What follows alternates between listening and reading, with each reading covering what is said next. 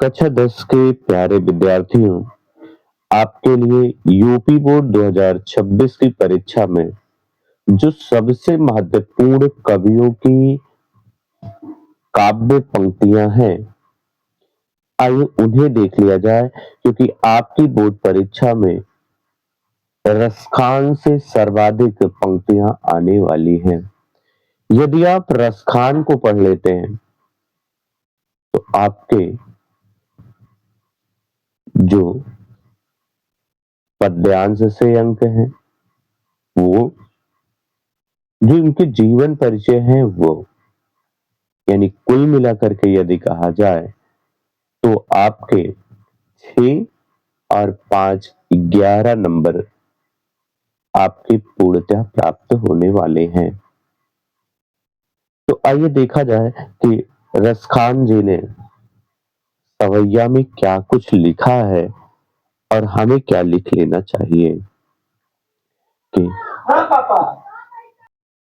मानुष हो तो वही रस खान, बसो ब्रज गोकुल गाँव के ग्वारन, अजो पशु हो तो कहाँ बस मेरो, चरो नित नंद की धेनु में झारन, महान हो तो वही गिरे को, जो धर्यो कर छत्र पुरंदर धरना, जो खग हो तो बसेर करो, मिली कालिंदी कूल कदम्ब की डारन। ना तो मानुष हो तो वही रस खान, मानुष माने मनुष्य। यदि मैं मनुष्य हूं तो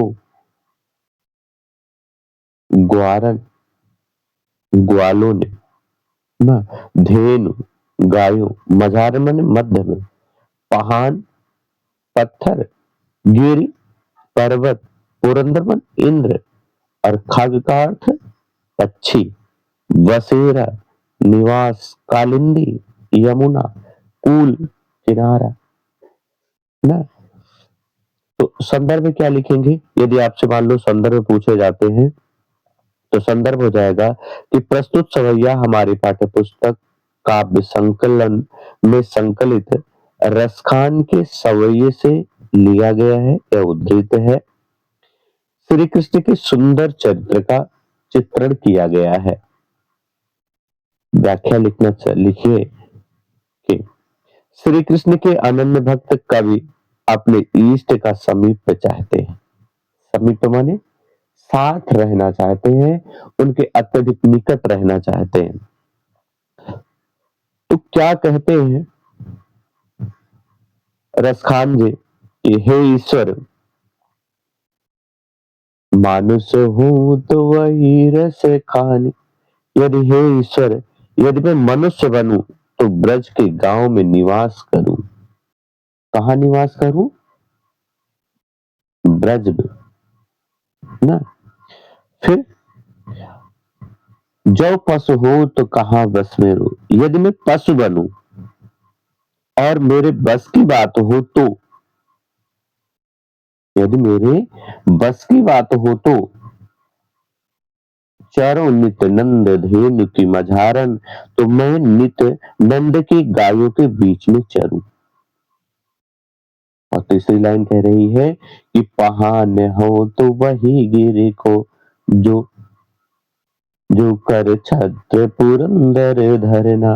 और जो मैं, यदि मैं पत्थर बन जाऊं तो उसी पर्वत का पत्थर बनूं जिसे इंद्र द्वारा भयंकर वर्षा करने पर श्री कृष्ण ने अपने हाथ से उठा लिया था। अजो खग हो तो बसेर करो, मिली कालिंदी कूल कदम्ब की डारन। यदि मैं पक्षी बन जाऊं, ये मैं पक्षी यदि के रूप में यदि जन्म लूं तो यमुना नदी के किनारे अन्य पक्षियों के साथ मिलकर उसी कदम्ब की वृक्ष पर निवास करूं। आइए इसके काव्य सौंदर्य को देख लिया जाए।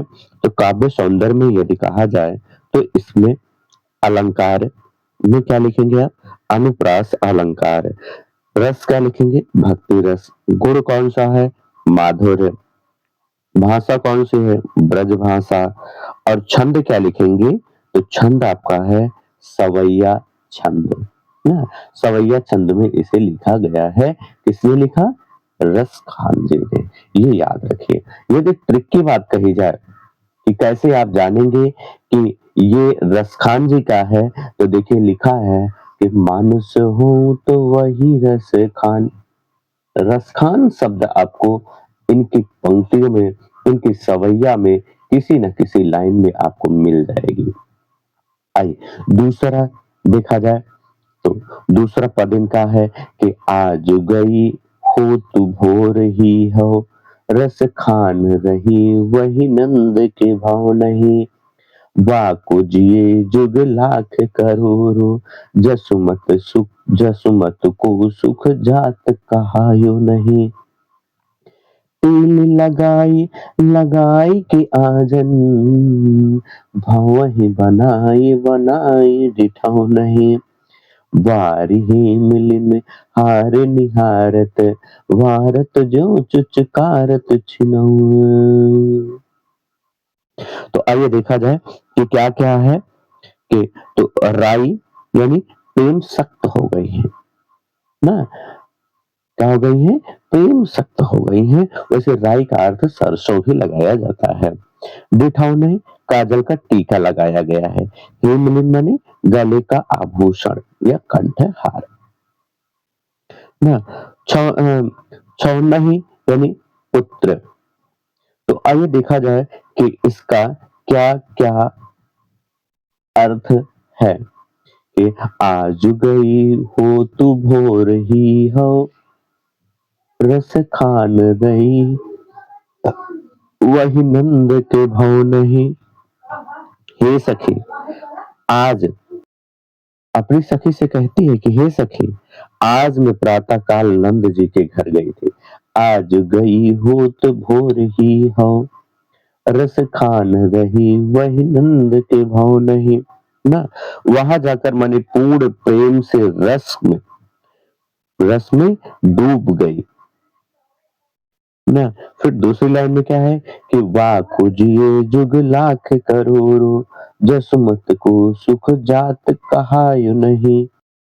वाको जियो जुग लाख करोड़ो ना। तो करिए कि नंद का वह जो लाल है लाखों करोड़ों युगों तक जीवित रहेगा, यही मेरी कामना है। जसुमत जसुमत को सुख जात कहो नहीं। यशोदा ऐसे लाल का सुख पाकर के अत्यंत सुखी है। उन्हें जो सुख की अनुभूति हो रही है वह वर्णन नहीं किया जा सकता ना। तेल लगाई लगाई के आंजन, भंवहि बनाई बनाई डिठौ नहीं। यशोदा ने बच्चे को तेल उपटन किया, आंखों में आंचल लगाया और भौहों को संवार कर ऊपर एक काला टीका भी बना दिया है ताकि किसी को नजर ना लगे। फिर क्या कह रही है कि डारे हिमलिन हार निहारत, वारत जो चुचकारत ना।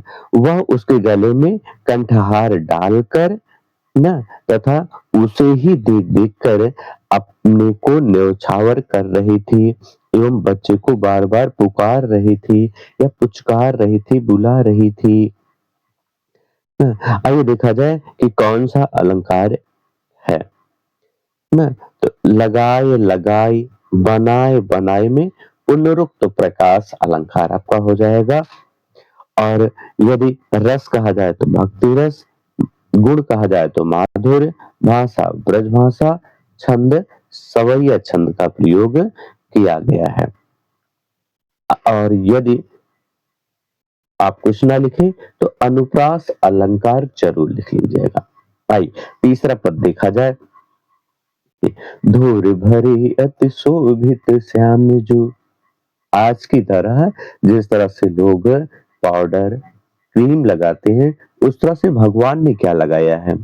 भगवान ने अपने शरीर पर एक धूर भरे अति शोभित श्याम जो, तैसी बनी सिर सुंदर चोटी, खेलत खात फिरई अंगना, पग पैजनी बाजत पीर क छोटी।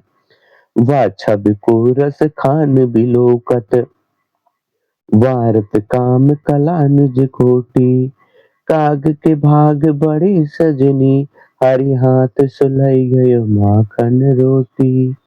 हरि हाथ सुलई गयो माखन रोटी। ना, तो कुछ के जान लीजिए आप। जैसे पैजनी का अर्थ क्या है? पायल। छवि सौंदर्य, बिलोकति देखते हैं। वारत माने न्योछावर, सजनी माने सखी, यानी हे सखी। सखी कृष्ण के भवन से वापस आकर के किस प्रकार से मनमोहक छवि का वर्णन कर रही है, उसी का वर्णन किया गया है ना। तो क्या आप लिखेंगे कि श्री कृष्ण के बाल स्वरूप एवं मनोहारी सौंदर्य का वर्णन किया गया है। आइए देखा जाए कि एक सखी दूसरी सखी का श्री कृष्ण के बाल सौंदर्य का वर्णन किस प्रकार करती है। कहती है सखी कि धूर भरे अति शोभित श्याम जो, पैसी बनी सिर सुंदर चोटी। श्री कृष्ण धूल में भरे हुए अत्यधिक सुशोभित हो रहे हैं ना। धूल भरे अत्यधिक सुशोभित हो रहे हैं। वैसे ही उनके सिर पर अत्यधिक सुंदर चोटी बनी हुई है ना। खेलत खात फिरे अंगना, पग पैजनी बाजत पीर क छोटी। खेलत खात ना, कह रहे हैं कि वे अपने घर में, अपने आंगन में खेलते और खाते हुए घूम रहे हैं। उनके पैरों में पायल बाज रही है। उन्होंने पीर का छोटी, पीर माने पीली ना, पीली क्या पहन रखा है? कच्छा पहन रखा हुआ है ना। खेलत खात फिरई अंगना, पग पैजनी बाजत पीर क छोटी। खेलते खाते हुए अंगने में फिर रहे हैं और पगों में पैजनी बाज रही है। पीले रंग का वो कच्छा पहने हुए हैं, या कह लीजिए कि वस्त्र धारण किए हुए हैं। वह छवि को रस खान बिलोकत, श्री कृष्ण की सुंदरता को देख करके ना, वारत काम कला निज कोटि। श्री कृष्ण की इस सुंदरता को देख करके करोड़ों कलाओं को न्यौछावर कर देते हैं, यानी कामदेव भी अपनी करोड़ों कलाओं को न्यौछावर कर देते हैं। काग के भाग बड़े सजनी, हरे हाथ सुलई गयो माखन रोटी। हे सखी, उस कौवे के भाग्य को कितना सराहा जाए, जो श्री कृष्ण के हाथ से माखन और रोटी छीन करके लेकर के चला जाता है ना। तो काव्य सौंदर्य में क्या लिखेंगे कि श्री कृष्ण के बाल स्वरूप का मनमोहक चित्रण किया गया है। दूसरा आप डाल दीजिए अलंकार।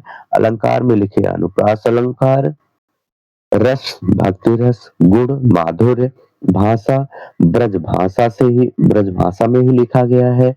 और छंद सवैया छंद का वर्णन किया गया है। आइए चौथा पद देखा जाए इनका कि चौथे पद में क्या कुछ है। तो चौथा पद कहा जा रहा है कि जहाँ दिन ते वह नंद का छोरा, या बन धेनु चराई गयो है। जहाँ दिन ते वह नंद का छोरा, या बन धेनु चराई गयो है। मुहानि ताननि गोधन गावत, बेनु बजाय रिझाई गयो है। वादिन सो कछुटो ना सो कहो, वादिन सो कछुटो ना सो कहो, रस खान हिये में समाई गयो है। को न काहू की कानी करो, सिगरो ब्रज वीर बिकाई गयो है। जा दिन ते वह नंद का छोरा ना। तो अब भगवान श्री कृष्ण के रूप का वर्णन और उनके द्वारा मनमोहक छवि का वर्णन किया गया है। एक सखी दूसरी सखी से कहती है कि हे सखी, जिस दिन से वह नंद का लाडला इस वन में आकर के गायों को चरा गया है ना, मोहन तानन गोधन गावत बेनु बजाय रिझाय गयो है, तथा अपनी मोहनी तान सुना करके बंसी बजा करके हमें रिझा गया है। ऐसा जान पड़ता है कि उस दिन से वह दिन सो कछुटो ना सूख रस खान हिये में समाये गयो है। उस दिन से ऐसा जान पड़ता है कि वह कोई जादू सा करके हमारे मन में प्रवेश कर गया है, हमारे मन में प्रवेश कर गया है। रस खान हिये में समाये गयो है, हमारे हृदय में वह प्रवेश कर गया है। इसलिए अब हम किसी मर्यादा का को न काहू की कान करो, यानी अब कोई किसी की मर्यादा का पालन करने वाला नहीं है। सबने क्या किया है? लोक लाज त्याग दी है। को न काहू की कान करो, सगरो ब्रज बीर बिकाए गयो है। ऐसा प्रतीत होता है कि संपूर्ण ब्रज ही कृष्ण के हाथों बिक गया है। क्या लिखेंगे आप वर्णन में, यानी काव्य सौंदर्य में या काव्यगत सौंदर्य में? आप लिखिए पहला कि गोपिकाओं पर श्री कृष्ण के प्रेम का जादू का सजीव वर्णन किया गया है। भाषा ब्रज भाषा, अलंकार अनुप्रास लिख लीजिए। शैली मुक्तक शैली का प्रयोग किया गया है। छंद सवैया छंद है। रस श्रृंगार रस का आप वर्णन कर सकते हैं, और अलंकार अनुप्रास आप लिख सकते हैं ना। आइए पांचवा पद देखा जाए। 6 ही पद है और आज इसे समाप्त कर लिया जाए। कवित्व अगले वीडियो में हम लोग कल पढ़ेंगे। आइए अगला पद देखा जाए। कान्हा भई बस मुरली की। किस प्रकार से एक सखी दूसरी सखी से कहती है, यदि कुल मिलाकर के कहा जाए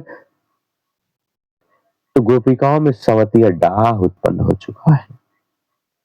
इस प्रकार से वह उन्हें सताने लगी है। उसका रहना, श्री कृष्ण के पास मुरली का होना किस प्रकार गोपिकाओं को कष्ट दे रहा है। कान्हा भई बस मुरली के, अब सखी अब कौन सखी हमको चाहिए। निस धौस रही संग साथ लगी, यह सौतन तपन क्यों सही है। जिन मोह लियो मन मोहन को, रस खान सदा हमको दही है। जिन मोह लियो मन मोहन को, रस खान सदा हमको दही है। मिले आओ सबो सखी भाग चली, अब तो ब्रज में बांसुरी रही हूँ। एक सखी दूसरी सखी से कहती है कि हे सखी, कान्हा भय बस मुरली के, श्री कृष्ण तो अब बंसी के वशीभूत हो चुके हैं। अब कौन हमें, अब कौन सखी हमको चाहिए। हे सखी, अब हमें कौन चाहने वाला है, कौन पूछने वाला है। निस्धाव से रही, निस्धाव से रही, यह हमेशा साथ लगी रहने वाली है ना, यह दिन रात साथ लगी रहने वाली है। यह सौतन तपन क्यों सही, यह हमें कष्ट ही देने वाली है, और इस सवती अडाह को हम क्यों सही। क्यों कष्ट को सहे। जिन मोह लियो मनमोहन को, जिसने बांसुरी को, जिसने जिस बांसुरी ने मनमोहन श्री कृष्ण को मोह लिया है,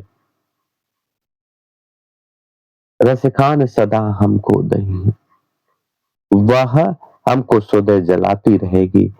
इसलिए अच्छा है कि हे सखियां, मिल आओ सबो सखी, यानी हे सखी आओ सब मिल करके हम सब यहाँ से भाग चले, भाग चलो। अब तो ब्रज में बांसुरी रही है, अब तो ब्रज में केवल बांसुरी ही रहने वाली है। हमें यहाँ अब रहना नहीं चाहिए। तो छंद, सवैया छंद ना, और अलंकार यदि कहा जाए तो अनुप्रास और रूपक अलंकार आप लिख सकते हैं। भाषा, ब्रज भाषा, रस, श्रृंगार रस, छंद, सवैया छंद का प्रयोग किया गया है ना। भाई अंतिम पद देख लिया जाए कि किस प्रकार से श्री कृष्ण के वियोग में, किस प्रकार, छठे पद में किस प्रकार गोपिकाएं आपस में ही कृष्ण बनने को तैयार हैं,